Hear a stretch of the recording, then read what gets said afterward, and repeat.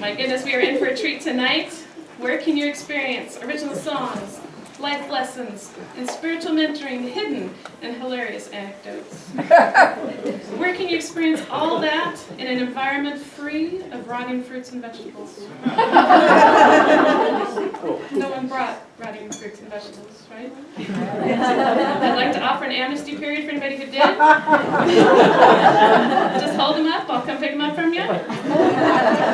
We're good? All right. Now remember, tonight's show is a fundraiser for the Unity of Salem Ministerial Search Fund. If you're loving the show, please show through laughter, applause, and the throwing of money.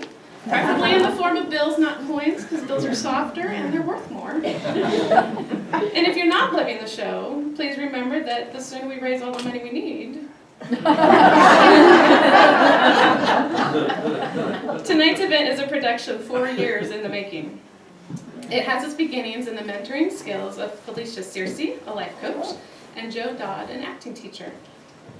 It was spurred on by some lessons at Capitol Comedy, where our star had the exciting experience of watching many young guys leaping onto the stage and doing fake karate. She quickly decided they were a little out of her league. Why do the show now? I'd like to read you a quote from our star. While I would have liked for the desire to do a show to just fade away, the Minister Search Fund's needs, combined with Edwin Gaines' prosperity lessons, told me to quit stalling. So here I am, talking about what I know and love most, me. With that, I am honored to welcome you to the debut performance of the one-woman show, But Mostly Me. Ladies and gentlemen, kids of all ages, I give you Joanne Icavino.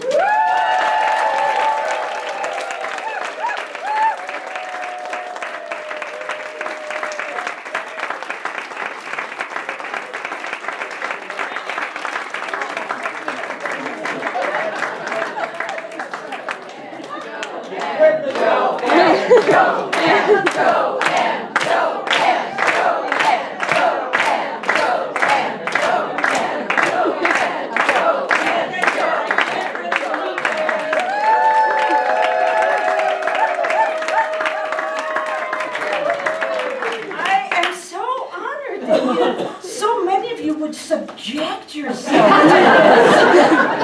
What's the matter with you? Better be good. I tell you, it has been so amazing. People have been so loving. My throne, the decorations, everything. Like I have received just as much joy as I possibly can. So whatever happens with you guys tonight, I don't really care. It's been so wonderful. Man. Well, now I got to figure out what to say to you. When I made a movie with that lovely lady back there who's videotaping, that's my niece Sine, and we made a movie a few years ago called Mischief Afoot. And at that time, I was asking where's my plant? Oh, I'm supposed. Oh, Mr. You guys remember that YouTube piece, Mischief Afoot. We all were watching it. You know, you don't have that big a foot. Mystery Afoot. Well,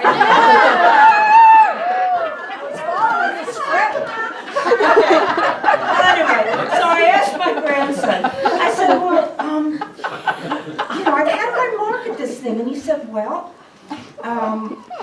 what's your target audience? He was 11 at the time. What's your target audience? I said, oh, I don't know. The movie's like 2 feet talking to each other. And he said, well, is it something that mothers would want their children to see? And I said, oh, no, because there's an illegitimate baby born in the film. And he said, just what I suspected, close friends and relatives. It hasn't gone viral. And, and anyway, and even my relatives didn't like it, some of them. And they told me. It was really terrible. Anyway, so the more I thought about this group, I thought, well, okay, this is a church. But it's a very liberal church. In fact, there's probably some nasty liberals in this church. And and there's probably a lot of baby boomers here, I would guess, who grew up in the 70s, maybe went to college in the 70s, maybe, maybe they were stoners. Which is great. I mean, everybody knows a stoned audience is wonderful because they laugh at everything. Very nice. Anyway, and now things are so different. I mean, we do have some nice new legal drugs, but the problem is everything is so clinical. It's instead of stoners or flower children, we're multi-addictive personality disorders. And I really resent that because I feel like it's an art form to titrate drugs for the best mood over a day. I mean, how else can you wake up with zeal and enthusiasm without caffeine? And then if you get too jittery, you can chew a piece of Nicorette gum and that will calm you down. And then there's the after lunch drags, which I can use a little bit of the stimulant that I was prescribed from my ADD to wake that up. And then, of course, it's like homeopathy. And then at dinner, of course, a nice glass of wine. And I probably have more than a homeopathic dose of wine. And if I really want to get creative and I want my joints to feel good, then a little marijuana is absolutely perfect for that. And I'm so glad that it finally got legalized. What are you doing? Anna? Or you? Oh, right. Okay. Grab a mic, Joanne. Grab a mic, Joanne. Grab a mic, Joanne. She has a mic. Oh, Mike. No, I don't.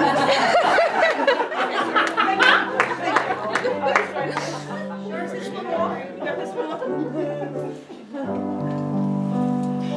I'm every kind of addict in the world, my friend. I'm every kind of addict, you know. I need a 9-page schedule of 12-step programs. When off to a meeting I go. I like the way the slot machine makes happy little clinks. I like to screw each bozo that I meet. I might smoke the brand of cigarettes that features a sphinx, and the smell of marijuana is sweet. That's why I'm every kind of addict in the world, my friend. I'm every kind of addict I know. I need a 9-page schedule of 12-step programs. When off to a meeting I go. When off to a meeting I go. Sorry, I put the wrong cross on there. I eat enough to feed the tribes of Israel, and whiskey is my favorite breakfast drink. My drug-addicted children are running my life, and I try to do whatever they think I should. I'm every kind of addict in the world, my friend. I'm every kind of addict I know. I need a 9-page schedule of 12-step programs. When off to a meeting I go. When off to a meeting I go. Well, thank you for that support. That was really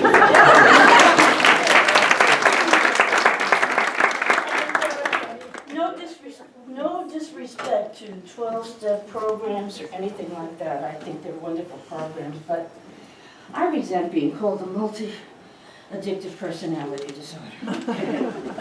Our bodies. Let's talk about our bodies.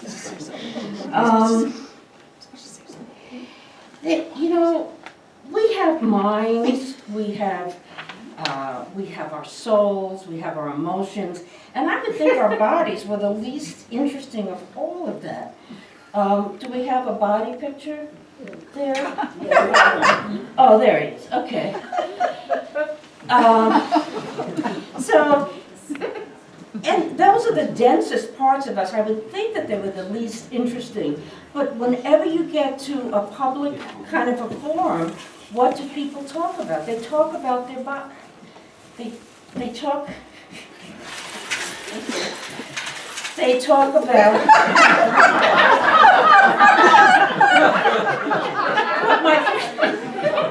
my friend Alice, who's 95, and she's my workout partner, and I wish she was here tonight because she's just an incredible woman, and I wanted to introduce her to you, but anyway, she's ill. But anyway, what she calls organ recitals. You know, you'll sit around, somebody will talk about their heart, and then somebody talks about their kidneys, you know, we even get competitive about it. That's the really weird thing. Have you ever been with a group of people and someone says, man, I passed a kidney stone yesterday, and then somebody says, well, my Aunt Sadie passed a kidney stone the size of a Brussels sprout last week. I was in labor for 7 hours. I went into labor and I took a cruise, a Viking cruise up the Danube, and then I came home and I had the baby. You know, it can get pretty ridiculous. So, now I'm showing this slide. Why am I showing that slide? I'm showing that slide because I want people to know that I would really prefer that they not talk about organs because it triggers me, and then I want to compete, you know, because I have so much stuff. And some of this imaginative, like I have coxa profunda. Can you imagine, I have coxa profunda. You know, ridiculous stuff. And I don't want to be triggered. I don't want to talk about my illnesses. Well, all right, so I'm not going to talk about everything, but I will talk about Ehlers-Danlos, because that's kind of funny. That's kind of that starts out everything, kind of. Ehlers-Danlos is something where you're kind of put together like a puppet, but it's all too loose. You know, they didn't do the strings right. So when you're young, you can like sit in the lotus position and take your hands and bend them back to your arms and do all sorts of neat parlor tricks. But when you get old, they let your arches fall down. In fact, my feet are so weird that the memory foam in my shoes has PTSD. It's like, but I have to say that it gives them a lot of personality, which is why I made that movie. Mischief of Thought. Remember that movie, Mischief of Thought, on YouTube? We saw that. Mischief of Thought. Yeah. Anyway, so I'm sorry. I shouldn't laugh at my own jokes. But anyway, so it does. My feet have a lot of personality, and they're very active. And I actually learned in medical school about Ehlers-Danlos. They said it was in the Bible. There's a line that says that Moses tied his ass to a tree and walked a mile into the desert.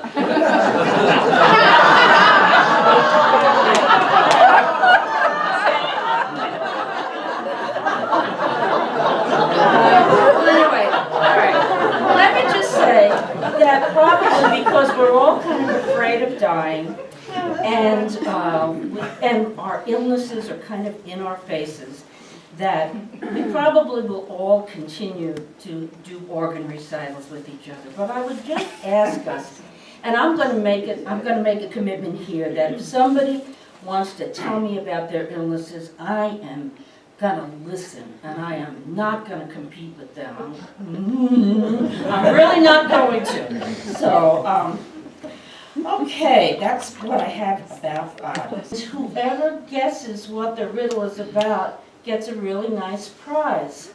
So, let's see. Don't put it on yet, Joan. I'll wait until I sing it once, and then we'll see if anybody guesses it the first time. If not, we'll show them the words. 1, I want to kill you. 2, I want to screw you. 3, I want to eat you up. 4, I want to be you. 5, I'm so above you. 6, I want to steal your stuff. But you don't have to worry that these things will happen, 'cause 7, I'm not active enough. What am I singing about? The 7 things. The 7 things Moses on the fig. Deadly sins. Yes. What am I gonna do now? That was very good. Okay, all right. Who can tell me what the 7 deadly sins are? Of those people who answered. Oh, that's one. But I want somebody to tell me all 7 to win. Oh, pride. 7 deadly sins.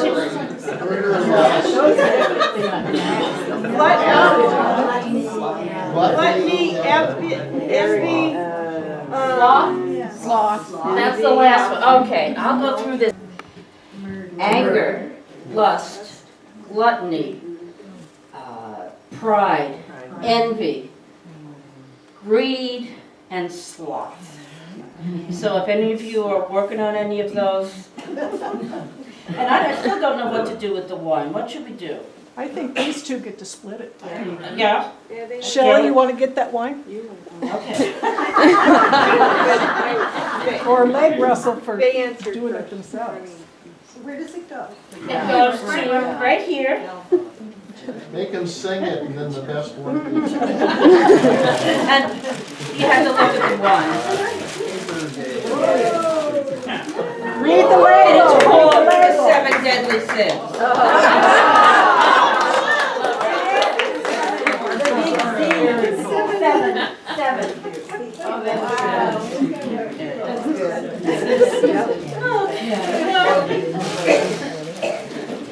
All right.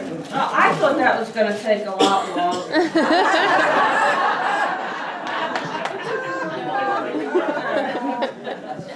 Okay, well let's talk about reincarnation. That's always a good one. It's one of those things that we like to talk about because it allows us to come back again. You know, none of us wants to think of like we die and that's it. So it's one of those things that makes us think we could kind of come back in the sort of kind of personality that we are. And I remember even my mother, she was Catholic, and even she liked to talk about reincarnation. And she said that she wanted to come back as a small dog, a small domestic dog, and get taken care of. And frankly, I thought that was very unadventurous of her. I wanted to be an eagle and, you know, see things that I'd never seen before. But anyway, that's what she said. So when I got my little dog, Josefina, I wondered, you know, could this be? I got the dog 4 years after my mom died. I mean, is this possible? The thing is, though,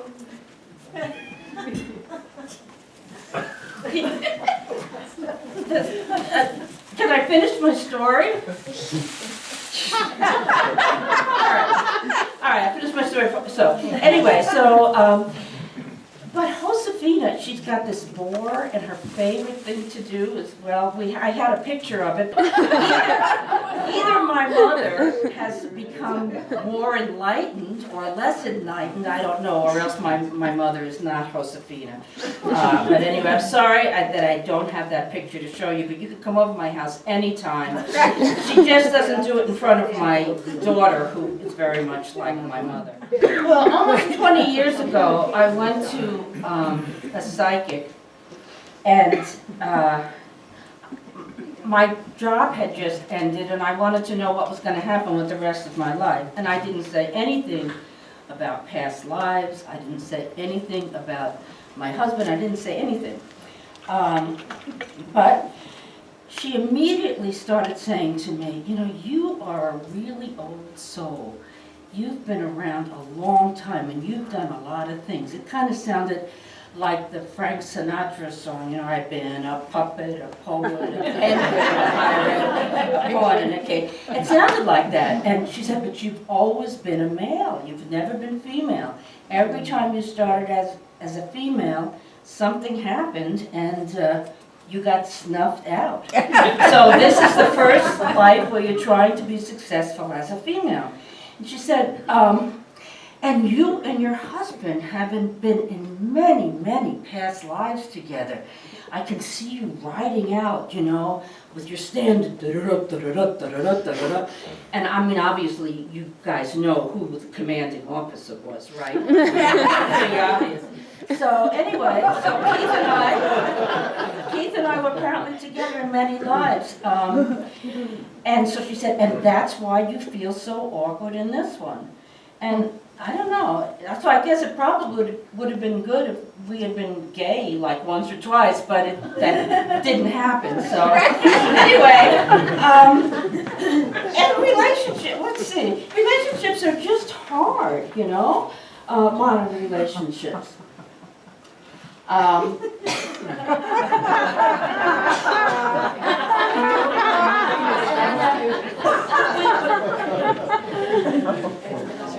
We want them. In America, we really think that if we spend a whole lot of money on the wedding, that maybe the relationship will last.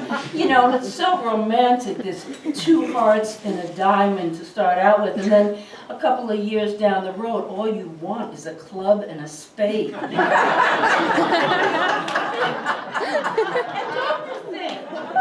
Don't you think that a 60-year-old man should know enough to take the coins out of his pocket before he puts them in the laundry? I mean, I'm just saying. Too much to ask.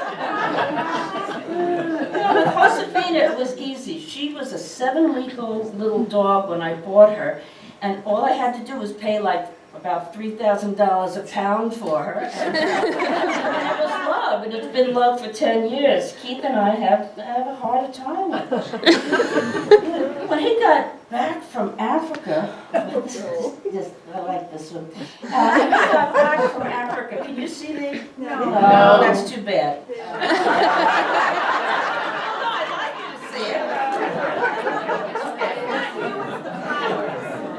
When he got back from Africa, the flowers. Okay. Good. Okay. Glad to see it. I mean, how much mileage would we get, right? It would be great. Anyway, when Keith got back from Africa, you know, he's showing me all these beautiful pictures of animals and stuff, and and I said, kind of wistfully, I said, you know, I wish you would get as excited about seeing me as you do these animals. And he said, well, you could get a giraffe suit. He says that he never said that, but I know. And I told Diane Van Gorder, and she immediately was ready to run down to Toys R Us. They had a Jeffrey Giraffe promo that I could. But you know, I'm many things. I have been many things. I'm not an angel, but I am no plushie. I mean, I have my limits. I am not a plushie. Oh. Hey, that reminds me, didn't you write a recipe? You wrote a recipe. I remember that one. I did, and you know, right now I consider myself one of the holiest people I know, but there have been times in my life where I wasn't quite as forgiving and loving as I am now. And I did write a song about a recipe.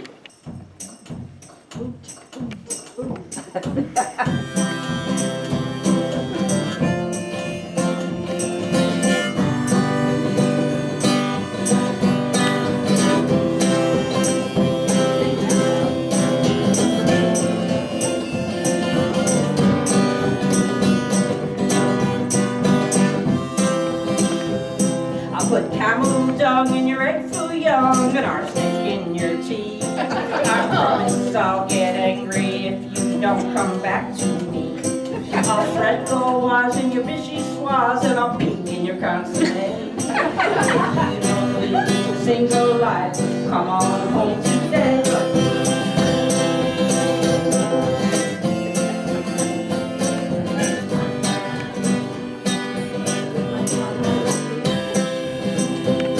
I'll sprinkle stones in your calzones, strychnine in your mousse. 'Cause honey, I've been so alone while you've been on the loose. I'll hide a leech in your crab meat quiche and a rat-tat tweet. I'm breathing in my gravy since you said bye to me. Well, I put my soul in a casserole, but that don't mean much to you. I peeled a lot of onions and I cried when I was through. My feelings are all churning now, I'm really in a stew. So here's what I'm gonna do. I'll cook salad rotten, that's gone rotten, and giggle while you're barking. And then I'll take little pieces of fiberglass and I'll knit them into your scarf. I just can't help but see your face, no matter where I look. So hurry home, my darling, before your goose is cooked.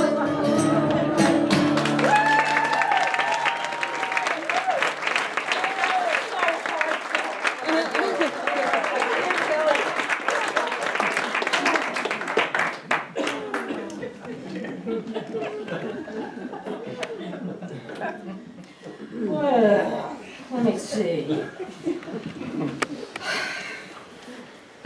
Now, my favorite mystic is Carolyn Mace. And she believes that we sign a sacred contract before we get here. And that in our contract, that we know what our divine purpose is going to be. We make agreements to what will happen in our life. And then we forget our contract, of course, once we're living our lives, and we wonder why all these awful things have happened to us, but that we've really made them, and this is what we need to, we've made the agreement, and this is what we need to do the things that we need to do in this world. So I'm pretty sure that I know what my contract was about. God and I met in a womb in New York before I was born, and I told her, I said, you know, I am a total wimp, don't ask anything much of me. And she said, well, I would like you to be a religious fanatic. And I said, well, wait a minute. And she said, okay, religious fanatic light, this is unity after all. So I said, well, look, I'm not into martyrdom, I'm not going to be martyred, and I'm not going to walk around in the snow barefoot like St. Francis of Assisi. I mean, I think he's cool, but I'm not going to do any of that stuff. And she said, no, just wait. Just really listen. This is what I want you to do. And I'm going to read what, because I don't want to, you know, I want to be able to quote her. She said, shut your mouth. I want you to put my work first, to be my messenger and let folks know that this world may be a totally crazy place, but it's also an awesome place where I deliver on my promises. And she said, do anything that you can to get their attention. Make a fool out of yourself. Show them that life really can be joyful. Okay, so I said, well, what do I get for this? And she said, well, it'll take a few years. It'll take about 40 years before you get the hang of it. But then once you do, and I'm not saying there's no trials, I'm not saying there's no pain, but once you do, you get loving relationships, you get financial bliss, even your pets will be loving. And I said, I'll take it. So I got a sweet deal from God. But that's not really the end of the story. You know, there's things that you have to watch out for, even if you think you're trying to be a good person. I think I need my dresser up here. Yes, I'm thinking of someone who, perhaps you remember him, being Oregonians. Yes. Can you Okay, let me turn around here. I'm gonna talk backwards. Excuse me, excuse my rear end. Okay, so anyway, this gentleman lived in Eastern Oregon. And he had tried, his name was Bhagwan Sri Rajneesh, which basically means Mr. God. He christened himself Mr. God. And he had been in Pune, he had an ashram in Pune, but they were trying to get him for not paying taxes and for drug running and possible prostitution too. So they decided they needed to come to the good job, Judy. They came to the United States and they bought a 10,000-acre ranch, the Big Muddy in Eastern Oregon, and proceeded to want to build a city there and do a lot of things that were not legal. Okay, got it. So, anyway, and he made everybody had to wear a picture of him. Everybody had to wear it.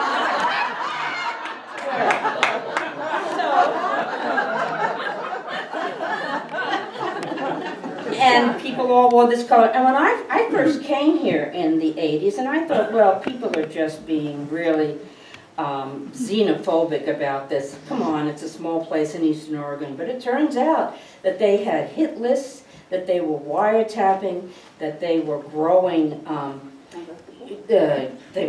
bacteria, and they actually put salmonella in the restaurants in the Dalles. And thankfully they didn't kill anybody, but they tried to do that. And he kind of got ridden out on the rail, and his leader, Ma Anand Sheila, got only 4 years in jail, and it probably should have been a lot more. But anyway, I thought, well, it'd be kind of fun to be an avatar like that, right? That might be fun.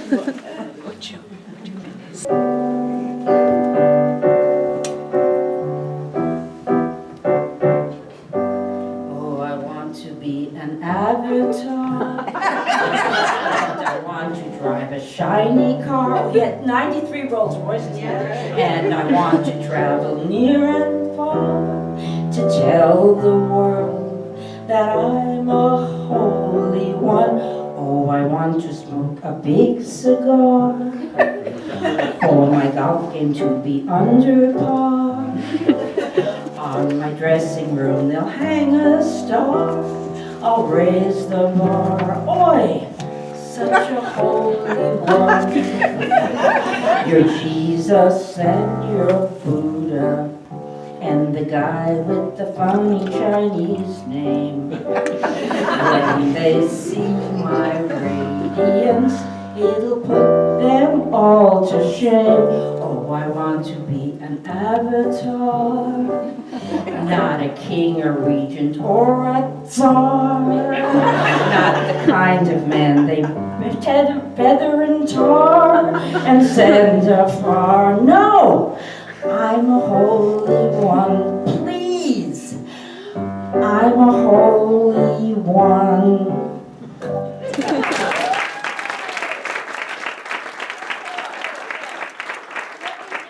This has to do with relationships too, because honestly, how can we love ourselves? Look at the tradition that we come from.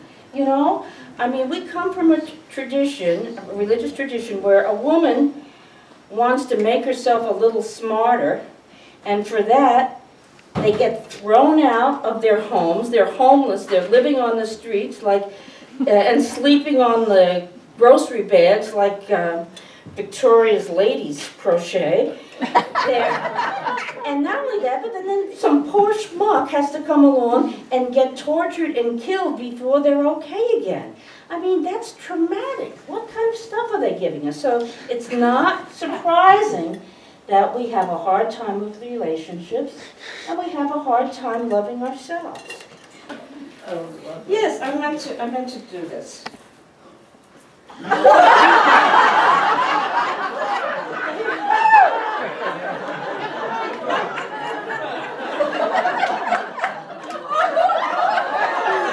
anybody. I don't think I could reach over there. I gotta rotate a couple chair. Whoa, okay. All right, for my friend Linda, who I've known forever.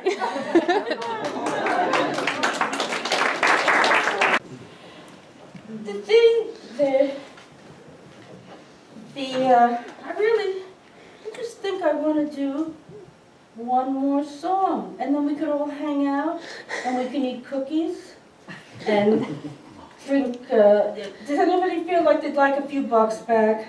One more song? All right, well, you can see me afterwards. Do I have any other backup singers? We're good? Okay. Got any Kool-Aid?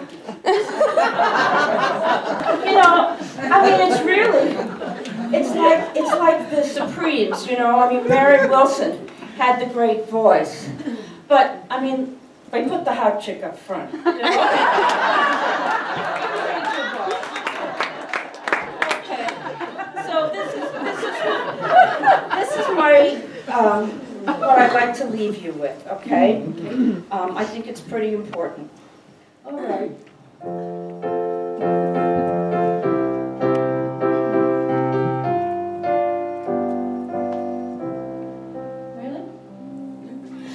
Love yourself so much that it's contagious. Love yourself and others will love you.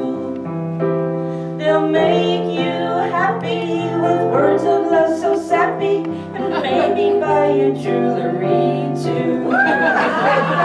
Your muscles ache, your nose is overflowing, your fever's high, I think you've got the flu. Don't you? A message not so shoddy, cause the way it fills your body, that's the way that Jesus' love should fill you.